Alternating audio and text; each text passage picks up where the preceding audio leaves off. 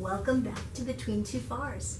We've been talking with Ed Fein, who is our patent attorney and our intellectual property counsel here at NASA Johnson Space Center, a title he's held since 1986, although he has worked here at NASA for 52 years.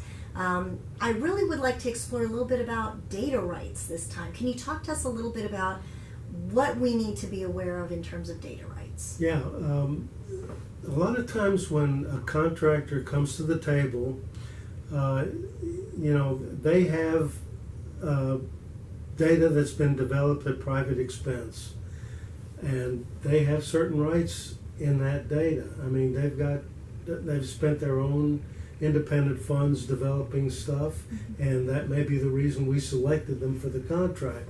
So they have the right to retain their intellectual property rights in data that has been developed at private expense. And in those cases, we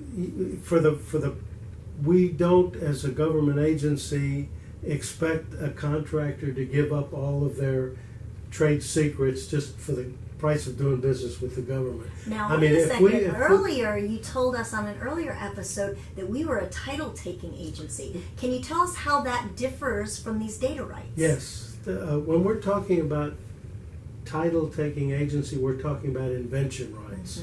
So we're talking about inventions that are made in the performance of the contract. Data is a totally separate aspect of intellectual property. So, like I said, if a contractor has established position in the marketplace, as an example, if we were to buy Coca-Colas to fly on the space station, we're spending a few bucks to buy Coke. We don't get the secret formula that's locked in a safe so that we can replicate the Coca-Cola. That's kind of a cheesy analysis, but basically that's kind of it. So if a contractor wins a contract because they've got an established position and make great products in a particular area, maybe life support, maybe health aspects or whatever, they do have a private investment in their technology that they're allowed to retain. All we need in those cases typically is the right to analyze it, the right to understand what the technology is, the right to maybe share it with some of our contractors that are involved in the same program, but we can't take that data and replicate it. We can't take that data and give it to another contractor and here, go make this Coca-Cola. So basically, that's what we're talking about when we're talking about data rights versus invention rights. Now, what happens when a contractor comes to the table with some of these developed data rights, and then during the course of our contract, where we're paying for the additional development, they sort of build another layer of data on this. How do the rights get cut up then? That's when it gets really tricky. Yeah. Because basically, they can retain rights to technology that they developed at private expense, plus, as the FARS says, minor modifications thereof. So again, it gets gray and fuzzy as to what's minor. I mean, if they're taking their technology that was painted blue and painting it green, that's a minor modification. Okay. So we're not going to, or if they just resize it. Or if they do something so it'll fit together better with our stuff, we may get rights in the form, fit, and function aspects of it, but they can retain the rights in the basic technology that they developed at private expense. Where it gets really fuzzy, just like any other area of the law, is when they modify their original stuff. And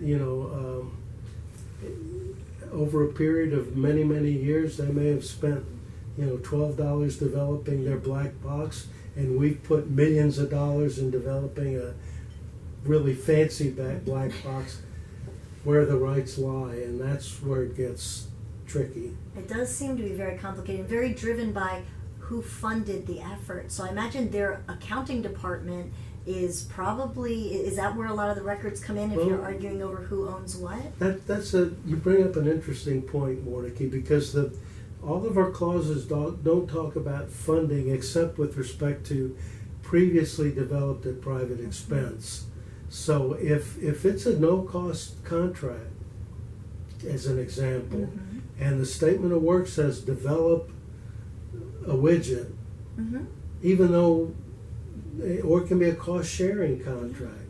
If it's specified in the statement of work that they're going to develop it, then even if we put in $30 and they put in $1 million, it was developed and first produced in the performance of the contract, in the words of the clause.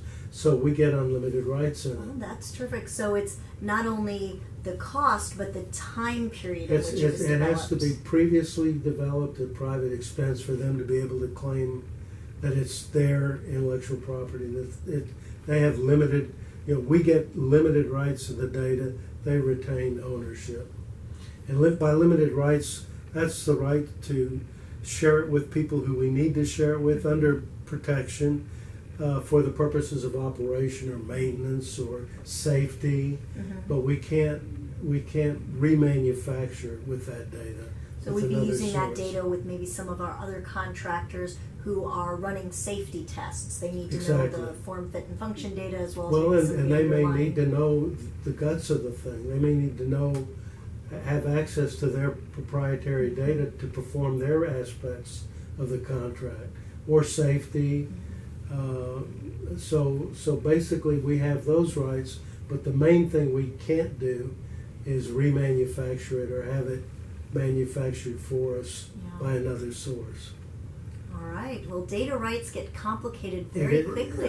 It can get very complicated. So But remember, that's why when we go into a contract, we have to set forth at the outset, what rights contractor has in data that he may be providing to us in the performance of the contract. And there's a section in Section K okay. where they can certify, we built this black box in our commercial world and blah, blah, blah. We're going to be giving you data about it, but it's limited rights data. So it's going to be marked with a legend that specifies exactly what the government can't do with it and what it cannot do with it, with the data. It gets complicated very quickly. So Yeah, that's make why sure we're you here. contact Ed or Kurt or Ted or any one of the wonderful IP attorneys we have here at NASA Johnson Space Center or at your center, because this is definitely an area that you want to be clear as you get started and not try to do cleanup on the back end. Always. Thank you for joining us for this episode of Between Two FARS.